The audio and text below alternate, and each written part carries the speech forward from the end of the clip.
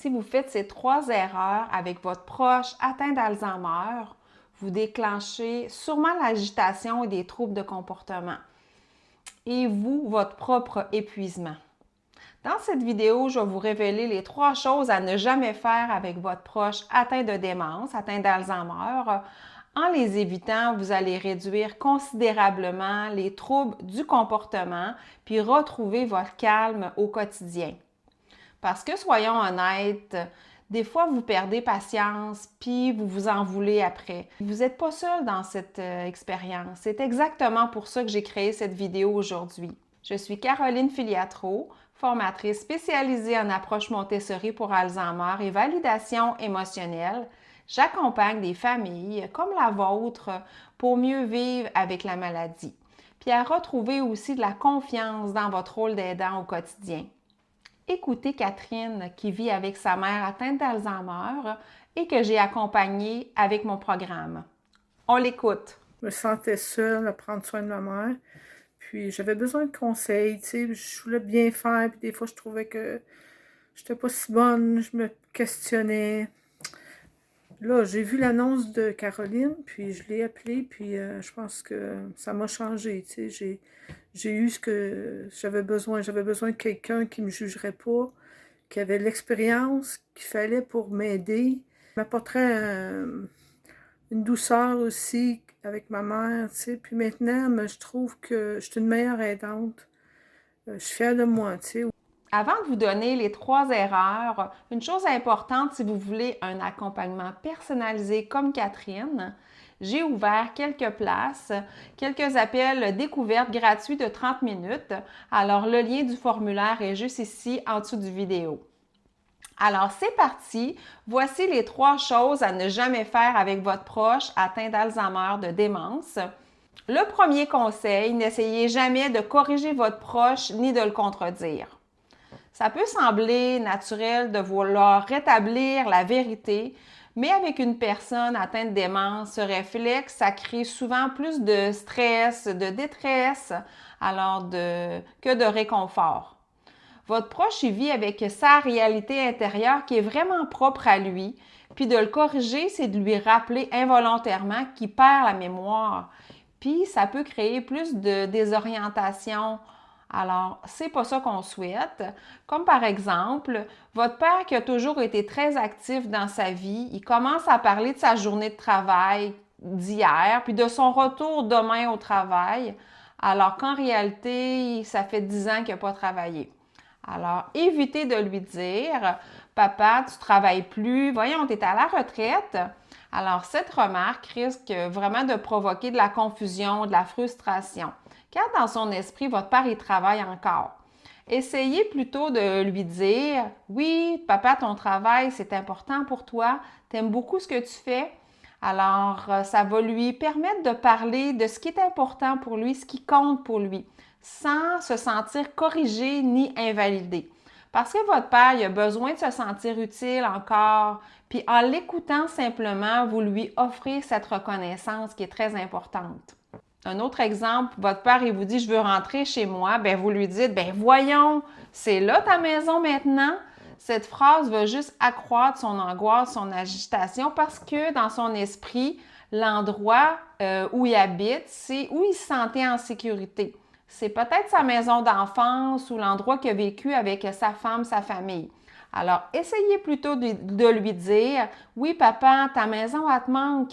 Raconte-moi ce que tu aimais dans ta maison. Parle-moi de ta maison. » Alors, vous lui proposez une activité apaisante après, lui montrer des photos, lui offrir un café ou aller faire un tour ensemble. Ça va l'aider à se recentrer sur le moment présent. Puis aussi à se sentir plus apaisé, moins contrarié. Le deuxième conseil, c'est essayez pas de raisonner votre proche. Il n'est plus capable de raisonner, il y a un bug informatique, puis c'est pas sa volonté, c'est comme ça. Alors avec les pertes de mémoire. Alors il n'est plus en mesure de comprendre ce que vous lui dites avec son raisonnement. Comme par exemple, imaginons que votre père est persuadé que sa mère est encore vivante, puis il va aller la voir. À éviter de dire « Ben voyons papa, ta mère est décédée depuis longtemps, Puis ça va le mettre dans un état émotionnel de tristesse. Il peut même se mettre à pleurer, car dans sa réalité, sa mère est encore vivante. L'important ici, c'est d'entrer dans sa réalité puis de ne pas vouloir établir la vérité des faits. Quand on pense que ça peut aider notre proche, c'est plutôt l'inverse que ça fait. Vous pourriez plutôt lui dire, tu penses à elle, raconte-moi un souvenir avec ta mère, un beau souvenir que tu as eu avec elle. Alors, vous allez connecter avec votre proche, avec son émotion, avec son besoin. Puis l'important, c'est de vous mettre à sa place, de comprendre ce qu'il dit, puis de lui apporter une réponse courte. Ensuite, vous pouvez passer à autre chose, parce que dans le fond, il ne s'agit pas de lui imposer votre point de vue, il s'agit plutôt d'entrer dans sa réalité, de son point de vue et de bien comprendre, de se mettre de son côté pour bien comprendre ce qu'il veut vous dire. Le troisième conseil, ne cherchez pas à tout prix à être reconnu par votre proche atteint d'Alzheimer. C'est une réaction tout à fait humaine. Quand on aime quelqu'un, c'est vraiment bouleversant de constater que la personne ne se souvient plus de nous. Puis on voudrait raviver ce lien, se rassurer en entendant notre prénom ou simplement sentir que la relation est encore comme avant, qu'elle existe encore. Puis pourtant, insister pour que votre proche se souvienne. Tu sais qui je suis, papa?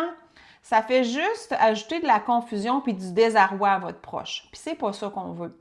Alors, pourquoi ça pose problème? Parce que votre proche, il ne peut pas faire un effort de mémoire. On se rappelle qu'il y a un bug informatique. C'est pas une question de volonté. Alors, ce rappel soudain met en évidence, dans le fond, son incapacité à se souvenir. Puis il peut se sentir mis à l'épreuve, jugé, puis même honteux de ça. Alors, pour vous, c'est aussi éprouvant parce que chaque tentative qui ne fonctionne pas, ça ravive votre douleur là, de penser qu'il ne vous reconnaît plus, que la relation est partie, qu'il n'y en a plus. Alors, c'est mieux de sortir de cette lutte-là puis de choisir la bienveillance relationnelle que vous avez ensemble. Au lieu de vouloir être reconnu, cherchez plutôt à créer le lien ensemble dans le moment présent. Il ne s'agit plus de mémoire, mais de votre présence. Par exemple, si votre père semble ne plus savoir qui vous êtes, alors évitez de lui demander ce souvenir « Papa, tu sais qui je suis ?»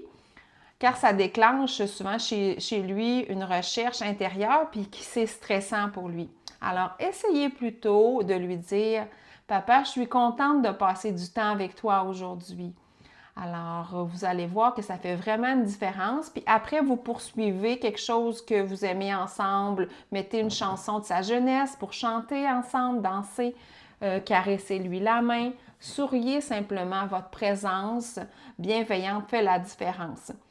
Alors, votre présence apaise la relation au lieu des mots, de forcer sur les mots. Petit à petit, vous allez vous rendre compte que ce n'est pas la mémoire qui maintient le lien, mais c'est l'émotion que vous partagez ensemble. Puis dans ces moments-là, il vous reconnaît autrement par votre présence, par votre voix, par votre calme, puis les bonnes émotions positives que vous vivez ensemble dans le moment. En résumé, les 3 conseils sont les suivants. Premièrement, ne jamais contredire ou contrarier votre proche.